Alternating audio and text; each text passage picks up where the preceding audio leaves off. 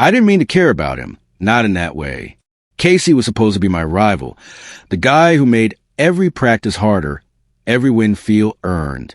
But rivalry has a strange way of blurring lines. One night under the floodlights, I realized the heat in my chest wasn't just from running. It was him, his voice, his laugh, the way he pushed me past my limits. What started as competition turned into something I couldn't name and couldn't stop. The crowd's noise was fading, but my pulse wasn't. Casey jogged past me, sweat glinting under the late summer sun, that smug half-smile tugging at his lips. He looked back just once, long enough for me to forget the scoreboard. Everyone knew our rivalry. I was the underdog, the new guy who showed up with too much drive and not enough grace. Casey had been the captain for 2 years, confident, calm, and way too good at pretending I didn't bother him. Except lately, I had started to notice the way his eyes lingered. Not long enough to call him out, but long enough to feel it. After practice, we'd stay behind. He said it was to run drills. I said it was to catch up. Both lies. The air always changed when it was just us. Quieter, heavier. It wasn't rivalry anymore. It was gravity. That night, I was sitting on the bleachers, lacing my shoes when Casey walked over. "Still chasing me, huh?" he said, tossing his towel at me. I smirked. "I think I'm catching up." "Keep telling yourself that." He sat beside me, shoulders brushing. Just a touch, but I felt it like a spark. Coach's whistle blew from across the field. The moment broke. Casey stood, ruffling his hair, and said quietly, "You're getting faster." It sounded like a compliment, but the way his jaw flexed said otherwise. That night, lying in bed, I replayed in my head the tone, the look, the almost. I was starting to crave his approval more than victory itself. The next day, practice turned into a war.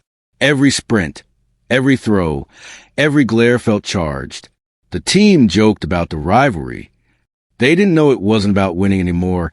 It was about attention. His attention. When I crossed the finish line ahead of him for the first time, the world froze. He looked stunned. Then he smiled, small, proud, almost soft. Then it was gone. After practice, he caught me by the arm. "You've been training," he said. "You noticing?" His hand lingered a second too long. I couldn't move. His grip wasn't about competition anymore. It was about control. He started texting me after that. "Just good run today," or "Watch your form." But the messages always came late. Too late for a coach. Too personal for a captain. One night, he sent, "You ever wonder what it'd be like if we weren't rivals?"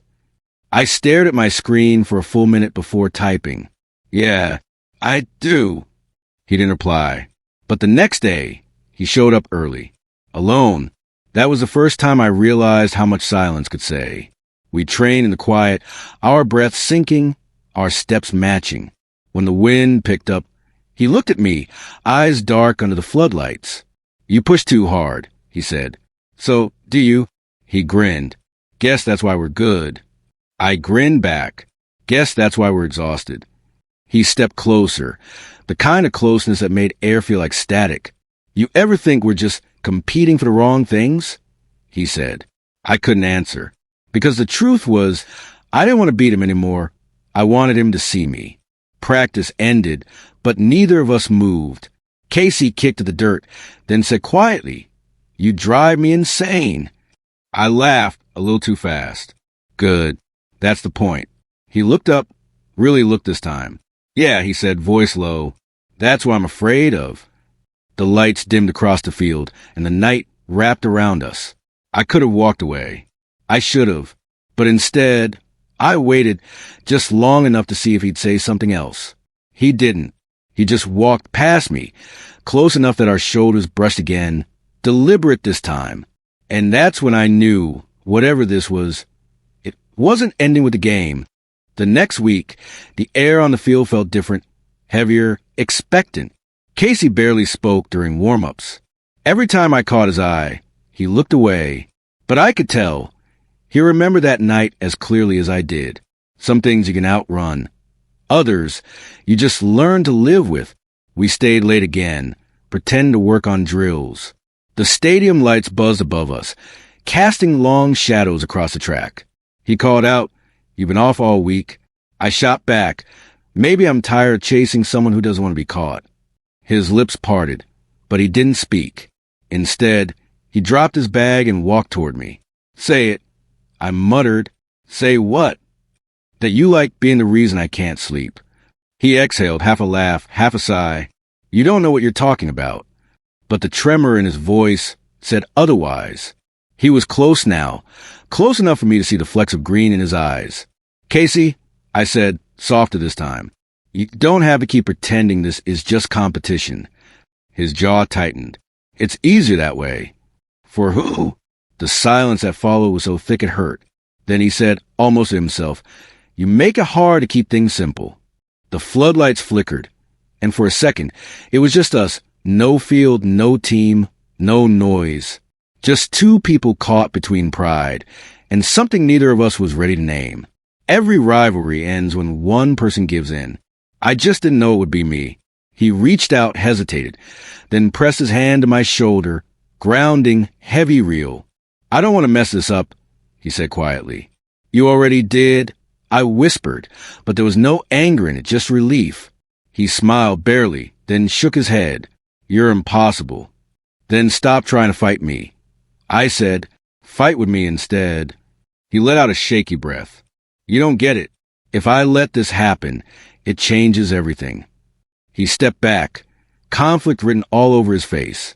I wanted to say something, anything, but the words didn't come. The air between us pulsed with everything unsaid. So I just nodded. "I get it," I said finally. Then I turned away. Sometimes the hardest thing isn't losing. It's walking away when you've already won. For days, we didn't speak. Practice felt colder, quieter. I thought maybe that was it. A rivalry that burned too bright, too fast.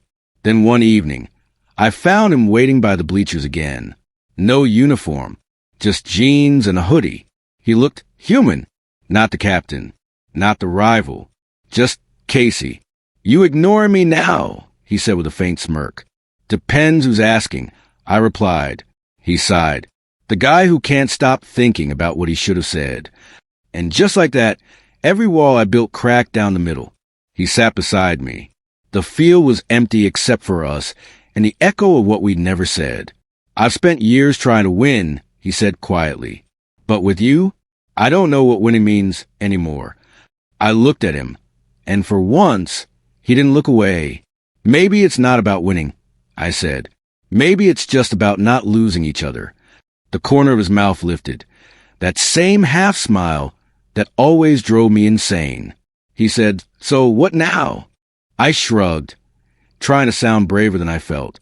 "We keep running," I said. He tilted his head. "Together? Only way it works." He laughed softly, shaking his head like he couldn't believe it. Then his hand brushed mine, tentative, deliberate. It wasn't fireworks. It was quieter, like peace after a storm. We sat there until the lights went out, neither of us saying a word. It didn't need to be labeled. Maybe we were still rivals. Maybe not. But for the first time, it didn't feel like losing. A few weeks later, at the final meet, we ran side by side. No taunts, no smirks, just rhythm, breath for breath, stride for stride. We crossed the line together. The crowd roared, but all I saw was him. He turned, eyes bright, and said, "Guess we both win this one." And maybe that's how it always was. Not me versus him, but us finally running the same race.